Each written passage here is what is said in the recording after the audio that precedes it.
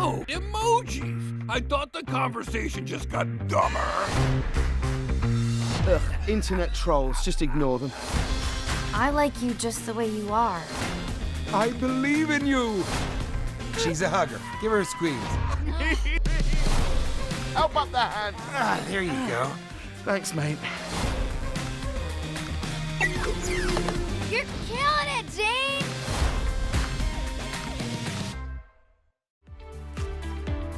Brainstorm, bringing great minds and ideas together, exploring a wide variety of opportunities, achieving academic excellence, using the latest technology, government's impact, preparing for 21st century careers, parenting and health issues, topics shaping tomorrow.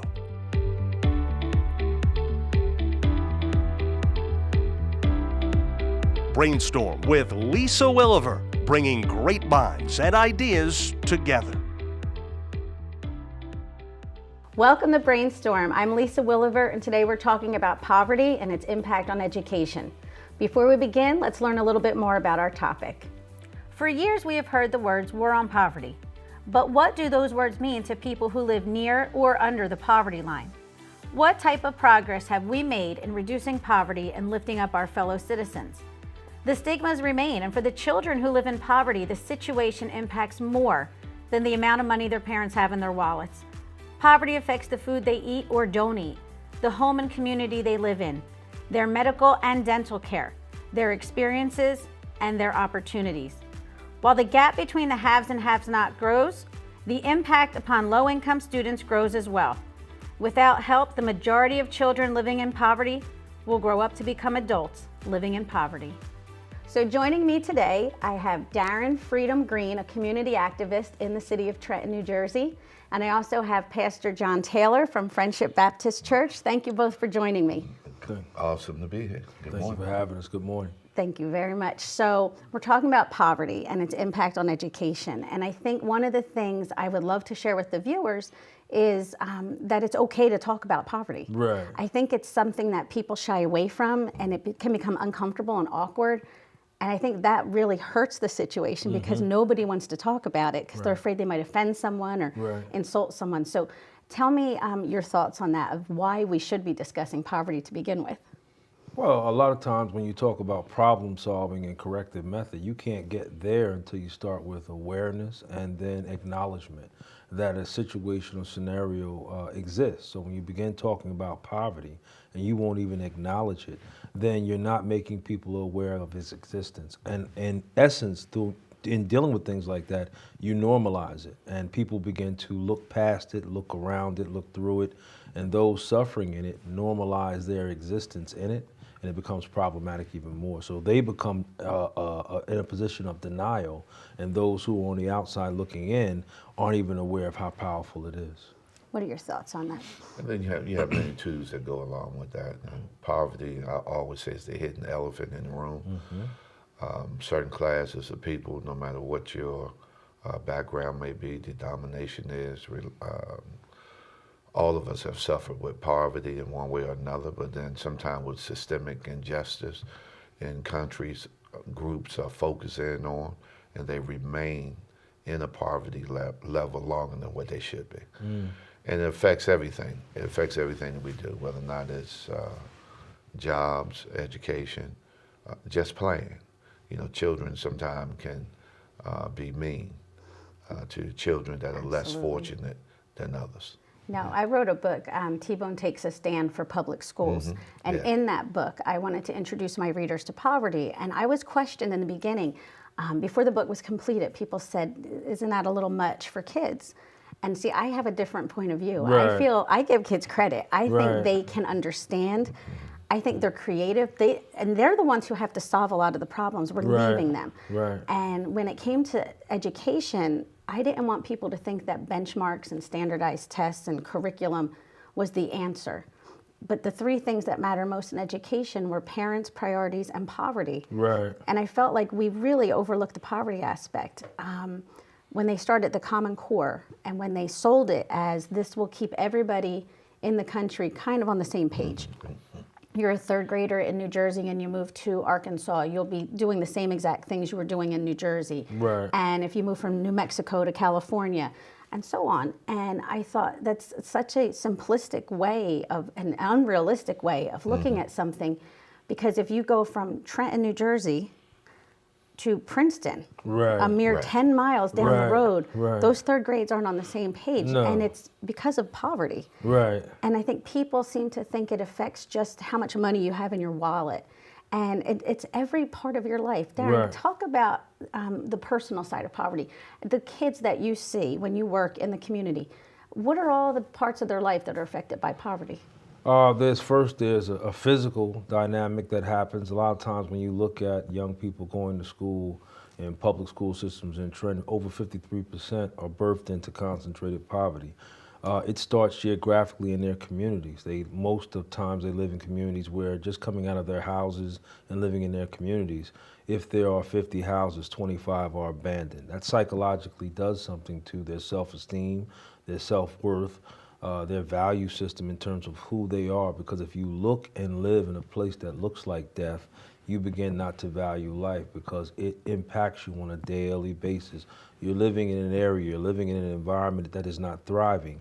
And for the most part, when you look at an abandoned property, it oftentimes parallels inner cities. It once was a thriving, alive, and physical structure that existed.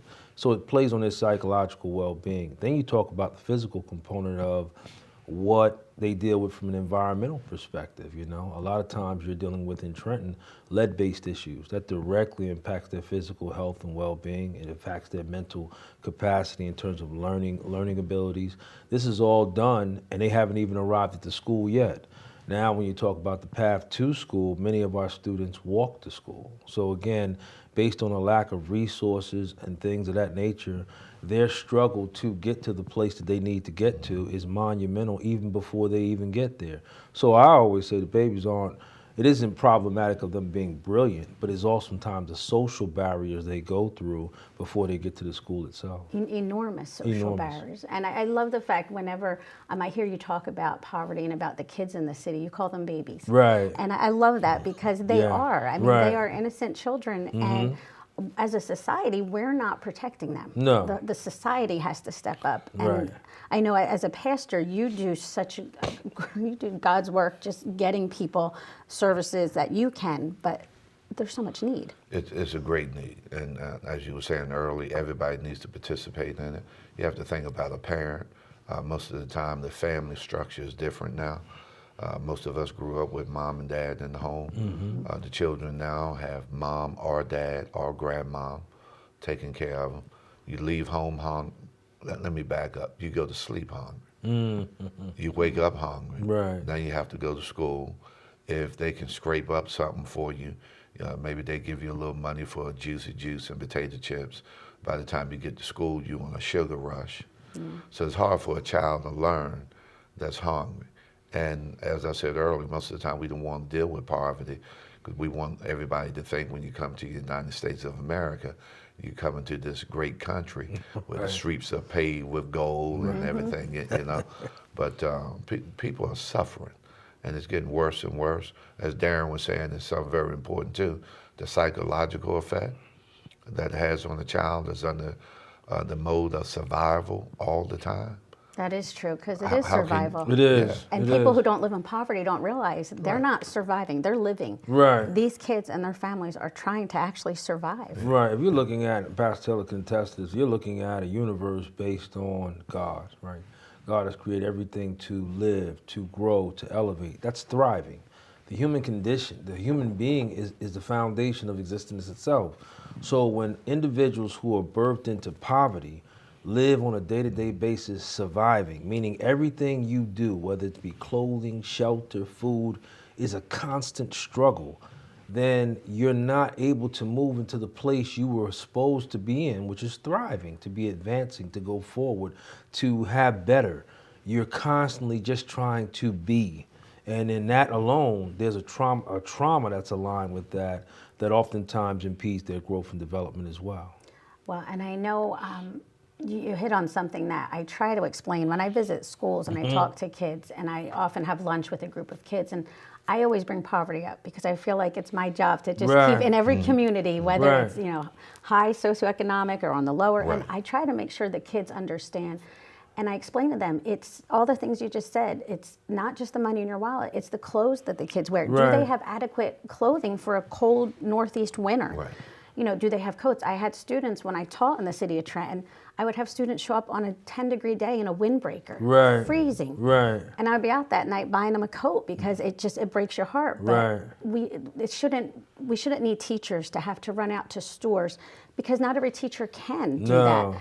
So the kids fall through the cracks. It's like you said, how much food they have. It's also the medical care that they receive. Right. From not just taking care of things as they come up, but preventative. Right. A lot of the kids, dentists, eye doctors, things like that get missed. Even the mobility. I know when I was teaching, when we saw kids that we thought might have some kind of learning challenge or an issue, if we wrote them up, by the time they got their turn for child study, they might already be in another school. Right. So there's that mobility within the city Right. where a lot of kids in suburbs, if you look at their permanent record, they may be in 2 schools by the time they hit middle school, elementary and middle school. Right. And when I started teaching, I would look at my students' permanent record, and some of them have been in 10, 12 schools Yeah. by 4th grade. Yeah. So they lack that consistency and that structure. Right. But I But think- that's also a piece that you want to add on. In terms of poverty base, there's a lot of homelessness. And there are families who move around and those babies pay that penalty because they have to go where their parents go. I know at least 6 students in the school I teach who are living with relatives because they're homeless. Yeah. And wherever they have to move, the child has to go to school in that particular area. So you get that when you meet that child who's been at 6, 7 schools. They're in a constant state of movement. And then they're wondering while you're teaching in class where they're going to lay their head tonight. How do you focus when that becomes your focus? Absolutely. And I think the other component that a lot of the kids miss out on are experiences. You know, Oh, wow. When I was a child, we didn't have a lot of money Right. at all. But what we did, we had time. So Right. we were my dad took us on a Sunday ride every week. We weren't going nowhere. But Right. for 4 hours, we were in that car. Whether we were feeding geese or mooing at cows, whatever we were doing, go get ice Right. cream. But we were together, and I knew all of New Jersey and Bucks County, Pennsylvania, just from the Sunday rides. Right. And you learn things, you exposure to things. And I think that's a huge part of growing up, that these kids are not, parents aren't able to give that to them. Right. And we're not able to give that to them. Right. We need to help the family, No doubt. the whole family, in order Right. to make sure these kids have these experiences. Yeah. Because I don't think people realize how much that matters. Do you see that with your congregation? Yeah, a lot of that goes on, but one of the most powerful things, I think, and I commend you on that, when we can't travel physically, we can cover the world in a book. Right. If the opportunity is given to us, if we're being taught. That's why it's sad that in our city, the libraries are closed. Right. Where children can just go Yep. around the corner, walk down the street, go to a library, pick up a book. They can go to Paris. They can go to Africa. They can travel the world true. through Yeah. a book.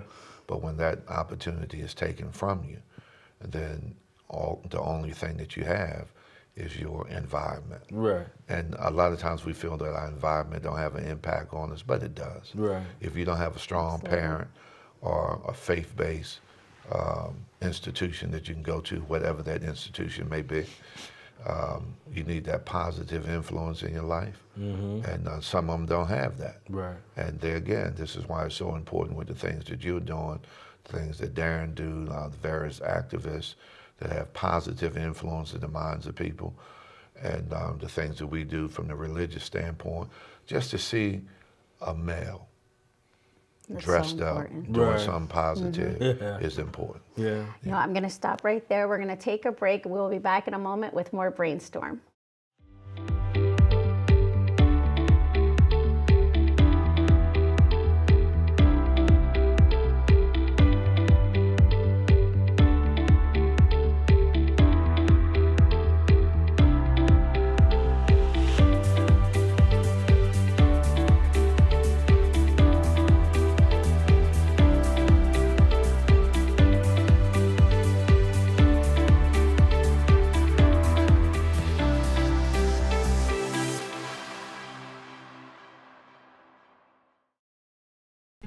Everything starts out small.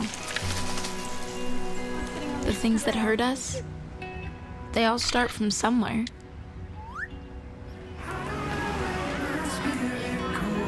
The words we say, the things we do, they can grow into something else. What was small and innocent can become big and sometimes scary. All it takes is one comment, one picture, one video for something to catch fire. But a big problem doesn't need a big response. Not at first. Even if we don't know what to say, the eye emoji can be that first step we take.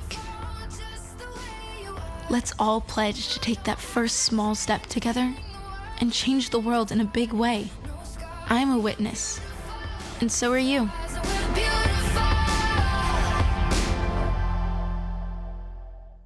There are 16 million children struggling with hunger in America. This is a serious problem, but one we can solve. Visit feedingamerica.org to help.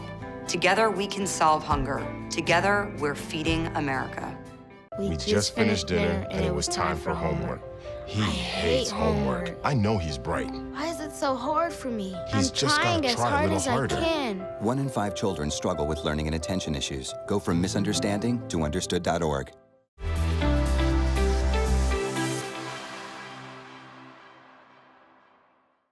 And we're back. I'm Lisa Willever, and I'm joined today by community activist Darren Freedom Green and Pastor Taylor from Friendship Baptist Church. Thank you again for staying for a second segment. It's a pleasure.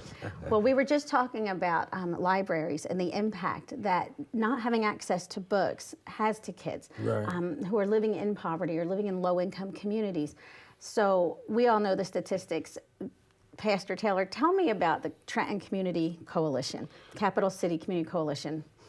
It comprises of law enforcement, faith-based, community activists, teachers, politicians, some of the colleges. We try to have a full gamut, fire department, anyone, our hospitals, everybody that are leaders in the community. We give it an opportunity to meet together twice a month. To hold each other accountable and responsible for the various things that we need to allow our city to grow, and have a positive impact on everyone. And also it opens up careers for our young people, for our youth, to let them know that they can go into law enforcement or to be teachers, educators, pastors if they desire. So what you've done, and I'm a member of the coalition, you've assembled this group of people who are actively addressing different things that affect poverty. And one of the things, we all know the statistic is that in suburban households, the average age-appropriate books per child in the household is roughly between 13 to 17 books. And for most houses, it's probably way more. But in inner cities and urban areas, low-income, rural areas, it's one book for every 300 kids. Sad. Yeah. It's staggering. And that's one example of the difference between, when you have something and when you don't, how that impacts you. So when we got together as a coalition, what we did, we put firehouse libraries to make up for the libraries that were shuttered for 8 years now. That meant in their neighborhood, kids at least had a place to go and get a book. No media, no computers, and all the other things libraries offer, but at least, like you said, they can travel through the books. And we've collected books. We work with the fire department. The Capital City Community Coalition is a model for every city in this country to see how you've been able to pull everybody together just in conversations. And it's amazing when somebody has an idea how everybody piles on and adds to how to make it better or how they can help. So I think it's amazing. Darren, why don't you tell us, because I know you're modest, tell us about what an amazing job this coalition has done for the city and how it could be replicated in other cities. Well, first and foremost, it takes a humble leader, and that's what Pastor Taylor is. He's not ego-driven. He doesn't look for, it's me, it's me, it's me. And his ability to lead with integrity, but understanding what the purpose is, keeps us on purpose. And it's not that people in cities across America don't want to work together. They either don't have a mechanism to do so, or they can't collectively humble themselves and say, We're going to come in a line, and we're not going to throw darts at people. We're not going to have a complaint center. We're just going to put an issue on the table and use each of our agencies and lanes to work on that issue. Now you have people from the state, local, federal, county level all aligned for one common cause or purpose. And the only thing you need to do is to say, how can I help? When we put the issue on the table, your response should be, how can I help? And when you get everybody doing that, you move collectively forward. That's what the civil rights movement was about. It wasn't just black and brown people. It was the human family working on issues of imbalance. And that's what made it so powerful, because you had everybody from every area and alignment and background working for one common cause. And that's what the coalition does. Well, this past summer, the Nikki Fifth Foundation worked with the coalition, and we put 50 of Trenton's babies into the old barracks summer camp. Right. And it was an amazing experience. It was none of the kids had ever had an experience like that. And we worked with state police members of the coalition to provide transportation. Right. And those children could get there with tuition, but couldn't get there with transportation. Poverty. Poverty. We provided lunches because we knew some of them go to the feeding centers for lunch, and if we don't bring them lunch, they won't have anything. Right. So we all worked together, and it was a beautiful thing. But one of the things that struck me was when Major Hampton was driving the kids in the van in Trenton, it was a 7.5 square mile city, and this happens all over the country. In this 7.5 square mile city, as the kids were being transported to the camp, they were looking out the van windows and saying, oh, look at that building. They were looking at a 15-story, 12-story taxation building. Really nothing to write home about. Right. Mesmerized. Right. They don't sometimes leave their neighborhood and their block. And I don't think people who don't live in poverty can appreciate how stifling this is and how much it affects the kids. Right. Talk about the multi-generational aspect of poverty. Well, that's very important too, and I'm glad you said that. Just the trip that you were able to take them down to the old barracks, and they live in the city. And we have young people, youth coming from throughout the state of New Jersey and other states coming here to learn the history of New Jersey and the history of this great country. But we have children 2-3 blocks away, never been exposed to it. No Trenton children had been enrolled in the camp. Right. No. And it's sad. It's sad. So you think about that program that you're doing, think about all the other programs that may be available. But if a child is not exposed, I say this all the time. If you give a child an opportunity, you'll be surprised of how they can succeed and achieve. Absolutely. Never given the opportunity, they can't break out of that vicious cycle that they're in. And so we have to expose them from beyond the front porch, move them off of the street and the block, allow them to go down the street safely. Right. And be exposed to this vast world that's out here. Yeah. And one of the things I think is the stigma of poverty. Oh, You know, yeah. there's such a stigma, and people don't realize, when you meet the children, they're wonderful. When I taught in the city of Trenton, my kids, 95% of my class was free lunch. Right. So that's an indicator. You are living in poverty. Right. And they came in with a smile every day. Right. They appreciated every single thing I did for them. Right. Everything. Smiles and thank yous. Wonderful kids. But the deck is stacked against them. Yeah. And I think the stigma really hurts them. Do you see that when you see them as they're getting into middle school and high school? The stigma is external and internal. External, there's this idea that impoverished people are lazy, that they don't want to do anything, that they don't want That better. it equals effort. Poverty equals your lack of effort. Lack of effort, as if you desire to not have clothing, you desire to be homeless, you desire to not have transportation. That's a major issue in our community. Pastor Taylor, again, has a church. He'll tell you most churches have church vans. They're not there just to look cute. It's because people don't have transportation in impoverished communities. And if you're not going and getting them, they have no way of getting to the house of worship. It is the same with the schools. But the internal stigma is, it ends up being, to Pastor Taylor's point, lack of exposure, which creates low expectations. So even as a teacher, you saw children who were brilliant, but because nobody had inspired them to aspire, they oftentimes relegated themselves to just simple lies. But if you challenge them and charge them and affirm them, you will see these babies do amazing things because it's in them. But if they haven't generationally seen that come out, then they won't be challenged to do it. And poverty does that. It demoralizes the soul. Absolutely. And I put in the book, the main characters meet a woman at a park, and she's watching her children, and she's talking to the main character saying she doesn't get to see her kids that much. And it's rare that her and her husband are with the kids together because they work multiple minimum wage jobs. Right. So, you know, the standard theory has always been, oh, if you're living in poverty, you want to be in poverty, or you want the government to take care of you, and you're lazy. But the reality is people living in poverty are often working 2 and 3 minimum wage jobs. Right. Sometimes between both parents, 5 minimum wage jobs. Right. So that takes a toll. So first of all, it's not lazy. No. You can't be lazy and hold down 4 and 5 jobs. No. But it takes a toll on the kids because that is time away, and it's hard for them to do that. So what I'd like to do right now, since we're talking about myths, I would like to play a game that we call Brainstorm. Right. Because we are just too tired to think of another name. And it goes, we already have the logo.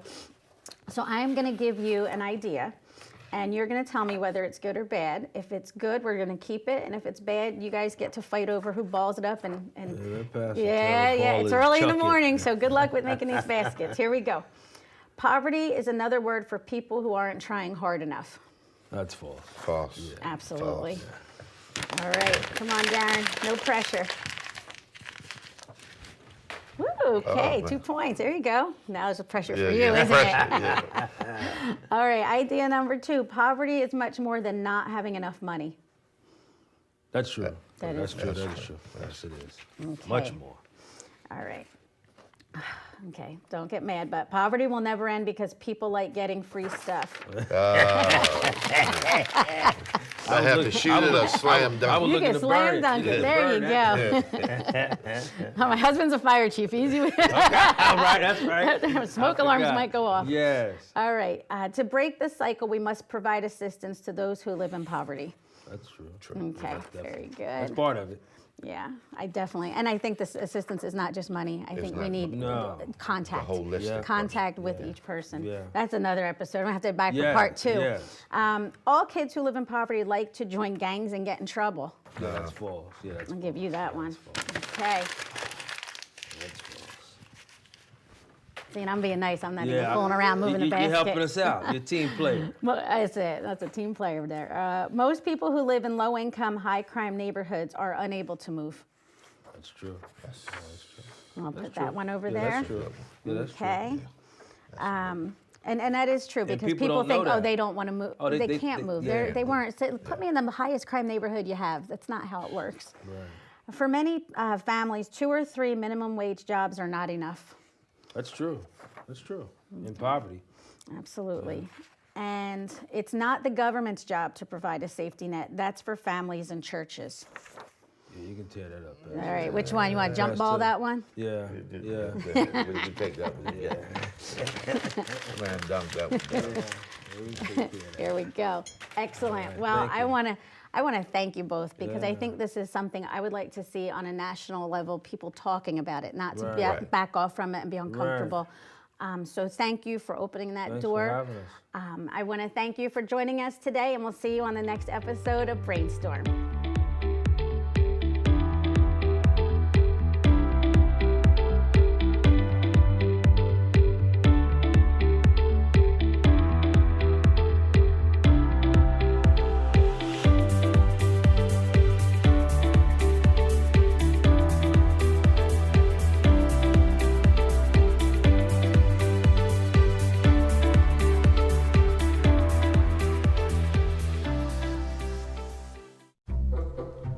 They call me Maxie, but I prefer tripod. I was your above-average four-legged homie, and then wham, bam, minivan. Some people pity me. Now that's lame. I still run, fetch, and swim. And the ladies love me. I'm the ultimate wingman. Just don't ask me to high five.